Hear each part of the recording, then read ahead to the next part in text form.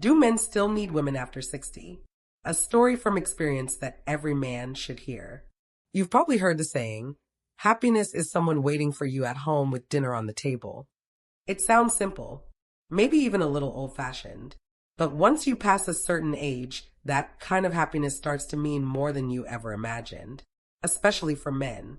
A lot of men, especially once they hit retirement, start telling themselves that they don't need a woman in their lives anymore, that they're fine alone, that they enjoy their peace and independence. I used to be one of those men. My name is Robert Mitchell. I'm 63 years old, and I've been retired for 3 years now. I worked for over 3 decades in municipal engineering in a mid-sized town in Oregon. I get about $4,500 a month in retirement benefits, which is decent. I've been divorced for 6 years. My only daughter is married and raising 2 kids of her own across the country in Massachusetts. We talk, but it's not like it used to be. Let me tell you how it all unfolded. When my wife, Susan, and I divorced, it wasn't just one thing that broke the camel's back. We both made mistakes. But the trigger was my desire to bring my elderly mother into our home after she could no longer live alone. Susan had just retired and was finally enjoying some peace and quiet after years of working as a nurse. At first, she said she was okay with it. But soon after, she started taking long trips to visit friends in Arizona, staying gone for weeks. She told me, "Your mom never helped with our daughter, never came to stay when I needed help. I think letting her stay here is generous enough. I'm not going to be her caretaker now." That stung. But looking back, I understand. I was still working full-time, and I'd reconnected with an old college friend, a woman I'd always had a bit of a soft spot for. When I got frustrated with Susan, I did what too many men do. I jumped ship, filed for divorce in a moment of anger and pride. Susan didn't resist. She agreed quickly, signed the papers, and was gone the day our divorce was finalized. I thought I had it all figured out. That woman from college, I thought she'd move in, help me care for my mom, share life with me. But 2 months in, she walked away, said she wasn't ready to play wife or nursemaid. Just like that, I was alone. No wife, no companion, just me and my television. My mother ended up in a nursing home, and I paid the bills, but guilt sat on my shoulders like a wet coat. When you're still working, being alone doesn't feel so heavy. Your days are full.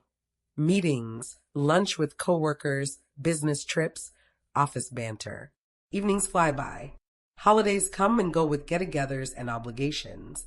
You barely notice how empty your house is. But after retirement, that silence becomes deafening. If I didn't have the TV on, the silence in my home could make a drop spoon echo like a church bell. I used to laugh at men who said they talked to themselves. Now I find myself doing it without realizing. That first year after retirement, I was approached by a few single women, widows or divorced, mostly around my age. I went on a few coffee dates, 3 to be exact. And here's what I found. Everyone says they don't care about money until it's time to get serious. Then come the questions. Is your house paid off? Do you plan to leave anything to your children? Do you have long-term care insurance? One even asked me for a $7,000 commitment guarantee before we could move in together. She called it cohabitation security. I laughed at first. Then I realized she was dead serious. That was the turning point. I called Susan one rainy Thursday afternoon and asked her, straight up, if she'd ever consider getting back together. Maybe not legally, but just living together again. Growing old side by side. She chuckled.